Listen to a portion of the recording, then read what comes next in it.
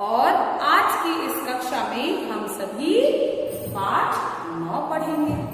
पाठ 9 का शीर्षक है प्रताप। पिछली कक्षा में बच्चों आपने अष्टम किरण पढ़ा था और अष्टम किरण का शीर्षक था सफाई। आपने पढ़ा था ना बच्चों कि यदि हम सभी साफ एवं स्वच्छ रहते हैं तो निरोग रहेंगे, है ना। हमें कोई भी बीमारी छू नहीं सकती। आज की इस कक्षा में हम सभी पाठ 9 प्रताप को पढ़ेंगे और समझेंगे। तो बच्चों आप सभी पुस्तक निकाल लीजिए। बच्चों आपके सामने एक तस्वीर है।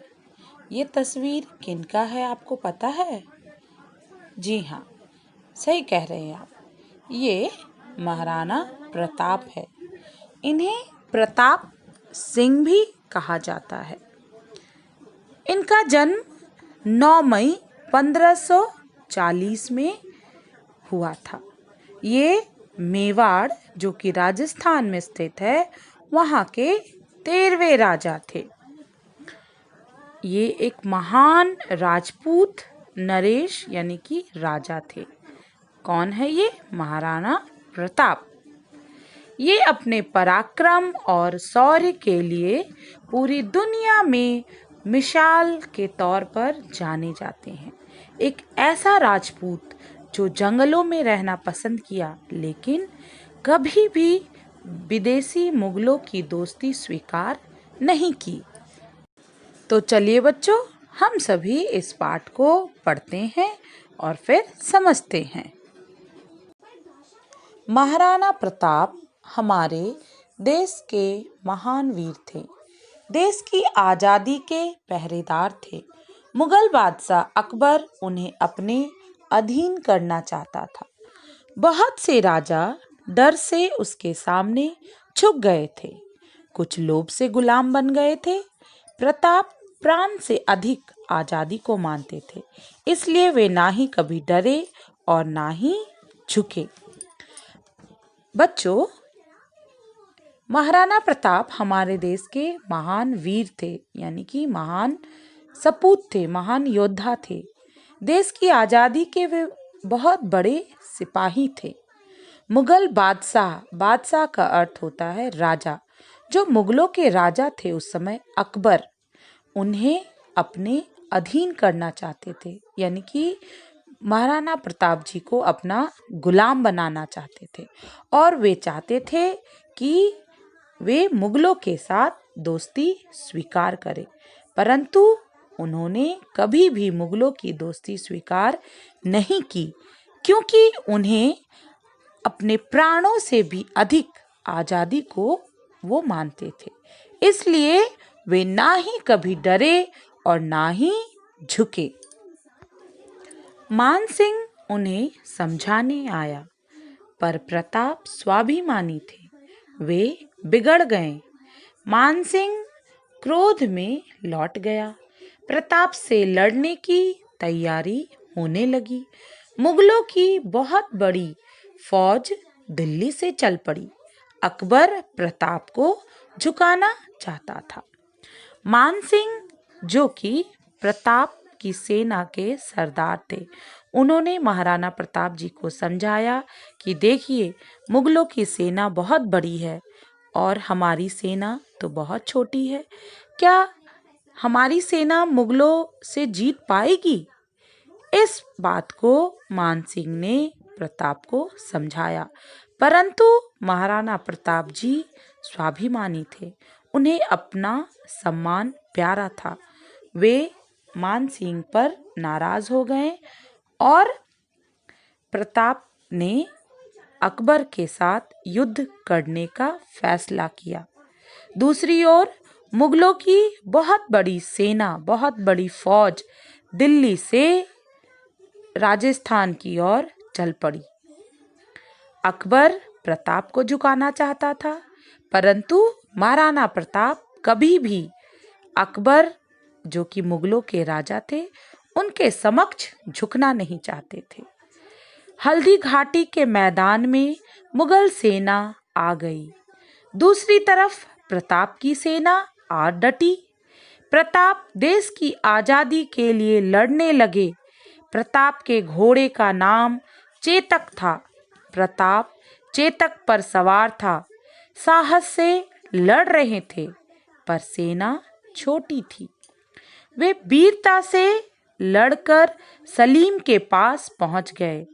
सलीम बच गया, वे घिर गए। ये जो युद्ध हुआ था बच्चों, ये हल्दी घाटी के मैदान में हुआ था। एक तरफ मुगलों की विशाल सेना, दूसरी तरफ प्रताप के मुट्ठी भर सैनिक एक दूसरे से लड़ रहे थे। प्रताप अपने घोड़े चेतक पर सवार थे। चेतक की चाल तो मानो ऐसी थी कि लगता है कि वो हवा से बात करता था। साहस से महाराणा प्रताप मुगलों से लड़ रहे थे। सभी सैनिक एक दूसरे से जीत की लड़ाई लड़ रहे थे, पर सेना जो थी महाराणा प्रताप की बहुत छोटी थी। लेकिन फिर भी उन्होंने हिम्मत नहीं हारी। महाराणा प्रताप जी वीरता से लड़ते हुए सलीम यानी कि अकबर के पास पहुंच गए, परंतु अकबर बच निकला क्योंकि उनकी सेना विशाल थी और महाराणा प्रताप बुरी तरह घिर गए। उन पर अनेकों प्रहार किया गया मुगलों के द्वारा, परंतु कहते हैं ना बच्चों, जाको राखे साइया मार सके ना कोई। इसका अर्थ है जिसकी रक्षा स्वयं भगवान करता हो, उसे कोई मार नहीं सकता। इस युद्ध में बच्चों झाला मान सिंह, जो कि वीर झाला सरदार थे, उन्होंने अपने प्राणों की चिंता किए बिना अपने राजा महाराणा प्रताप जी की रक्षा की, है ना, और वीरगति को उन्होंने प्राप्त किया। इस युद्ध में बच्चों ना मुगलों की जीत हुई और ना प्रताप की हार हुई, क्योंकि बच्चों प्रताप की सेना छोटी होने के बावजूद उन्होंने डटकर मुगलों की बड़ी सेना का सामना किया और उन्होंने गुलामी को नहीं माना। परंतु फिर भी बच्चों आपको ये जानना चाहिए कि जब प्रताप उस युद्ध से निराश होकर बचकर वहाँ से निकले थे, तो वे अरावली के पहाड़ों में काफ़ी दिनों तक भटकते रहे थे। उन्होंने मुगल सम्राट अकबर की अधीनता स्वीकार नहीं की और कई सालों तक संघर्ष किया, है ना, और घास की बनी हुई रोटियां खाई। बच्चों महाराणा प्रताप एक ऐसे राजपूत थे जो जंगलों में रहना पसंद किया, लेकिन कभी भी विदेशी मुगलों या फिर मुगल बादशाह अकबर की दोस्ती नहीं मानी, उन्हें अपना राजा स्वीकार नहीं किया। वे स्वतंत्र ही जंगलों में भटकते रहे। उनका शीश कभी भी मुगलों के समक्ष नहीं झुका। वे अपने पराक्रम और शौर्य के लिए पूरी दुनिया में मिसाल के तौर पर जाने जाते हैं। उन्होंने अपने देश का सिर ऊंचा किया। उन्होंने देश, धर्म और स्वाधीनता के लिए अपना सब कुछ त्याग दिया। तो बच्चों आप इस पाठ को अच्छे से पढ़ेंगे एवं इस पाठ में वर्णित अच्छे विचारों को अपने जीवन में उतारने का प्रयास करेंगे। धन्यवाद।